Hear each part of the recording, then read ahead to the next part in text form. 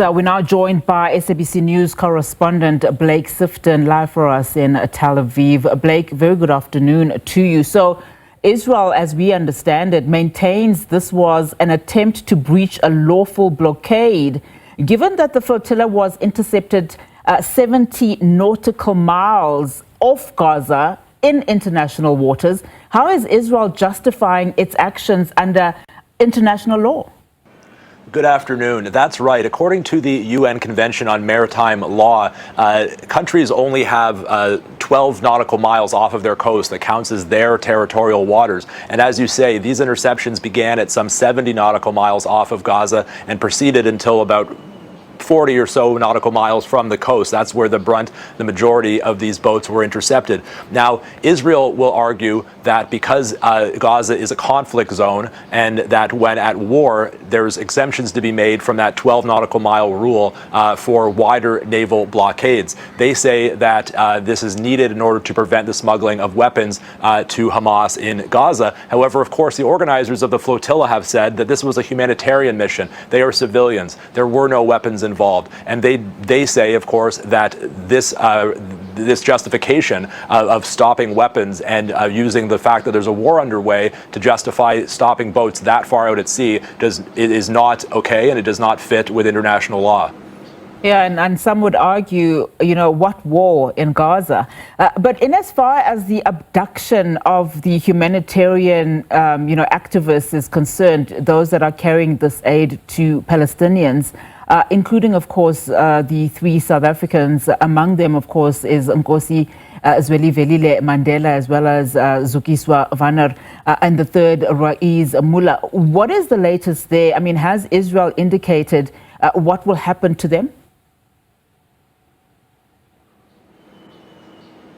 The Israeli Foreign Ministry early this afternoon released a statement saying that all the boats that were challenging the naval blockade of Gaza, all of the flotilla boats have now been intercepted. They say one boat remains at sea, but it's suffering from mechanical issues, and that if it were to continue on toward Gaza, it too would be intercepted. But that means that the hundreds of activists from these boats, activists, lawyers, journalists, members of parliament, as you said, they are all now being taken to the port of Ashdod. Some, we understand, have already arrived. Others are currently in transit. There they will be processed. They will eventually be deported. How long it will take for that process to be completed is unclear. We understand, according to the Foreign Ministry, they will be deported to Europe. Whether they're taken to prisons in the meantime is unclear. Of course, this is an unprecedented number of activists. We've seen earlier flotillas that have been intercepted by the Israeli Navy as recently as June and July, but those involved far fewer boats, far fewer number of activists, and they were processed and deported. But with hundreds of people, the operation is unprecedented. We understand there are hundreds of police officers in Ashdod taking part. Humanitarian organizations here in Israel have demanded that the detained activists and others have access to lawyers, and that how that process will proceed remains to be seen. So, just looking at reaction, I mean, how is Israel responding to South Africa's condemnation? President Cyril Ramaphosa describing the abductions as a violation of international law and, of course, a grave offence, he says, against global solidarity, especially, Blake, when, given the diplomatic fallout with so many governments now also speaking out. Absolutely. There's been widespread outcry over the interception of this flotilla. Turkey called it an act of terrorism. Colombia's president said that he would expel Israeli diplomats and cancel his country's free trade agreement with Israel over this issue.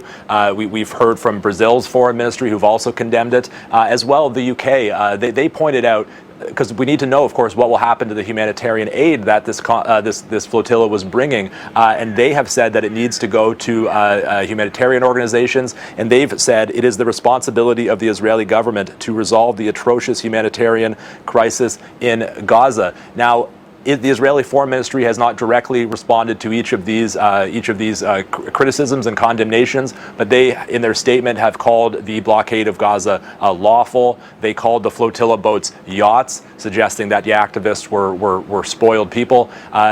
Israel's ambassador to the United Nations yesterday called the flotilla a stunt. And earlier in the week, the Israeli Foreign Ministry also accused members of the flotilla of having links to Hamas.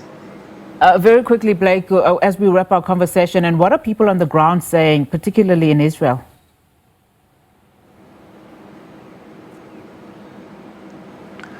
To be honest, reaction is muted at this stage. It is Yom Kippur here, which is the holiest day in the Jewish calendar, and the whole country essentially shuts down. So I do expect more reaction to come out when the sun sets today and that holiday is over. But that being said, public opinion here in Israel is widely against the flotilla. While many in Israel want the war to end, they want the hostages released, and many are no fans of the Netanyahu government, they do generally close ranks when it comes to international condemnation of Israel's conduct in the war in Gaza. All right, Blake, thank you so much for that. Blake Sifton, SABC News correspondent, live for us in Tel Aviv, just getting that reaction.